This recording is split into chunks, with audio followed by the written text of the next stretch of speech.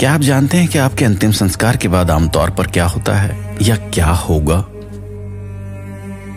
कुछ ही घंटों में रोने की आवाजें पूरी तरह से बंद हो जाएंगी। रिश्तेदारों के लिए खाना बनवाने और मंगवाने में जुट जाएगा पूरा परिवार। कुछ पुरुष सोने से पहले चाय की दुकान पर टहलने निकल जाएंगे। कोई रिश्तेदार आपके बेटे या बेटी से फोन पर बात करेगा कि इमरजेंसी की वजह से वो व्यक्तिगत रूप से नहीं आ पा रहा है। और तो और इधर आपका मृत शरीर चिता पर जल रहा होगा, उधर अंतिम विदाई देने आए लोगों में से कोई फोन पर किसी से बतिया रहा होगा, कोई व्हाट्सएप फेसबुक पर व्यस्त होगा, तो दूर झुंड बनाकर बैठे कुछ लोग घर, परिवार, व्यवसाय, खेल, इस तरह के विषयों पर चर्चा कर रहे होंगे।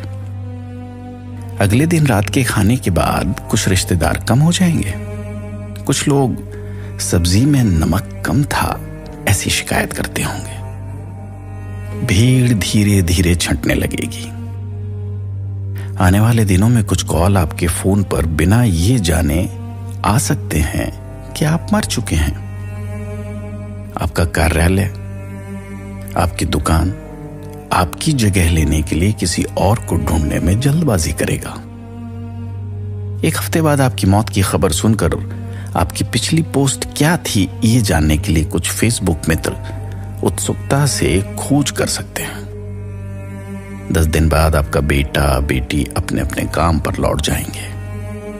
महीने के अंत तक आपका जीवन साथी कोई कॉमेडी शो देखकर हंसने लगेगा। सब जीवन सामान्य हो जाएगा।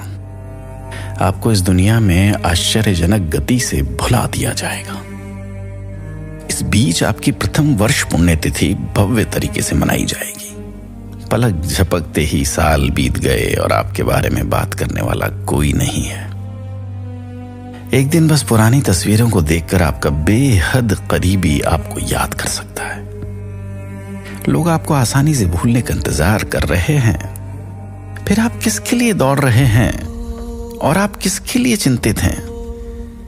क्या आप अपने घर, परिवार, रिश्तेदार को संतुष्ट करने के लिए जीवन जी रहे हैं?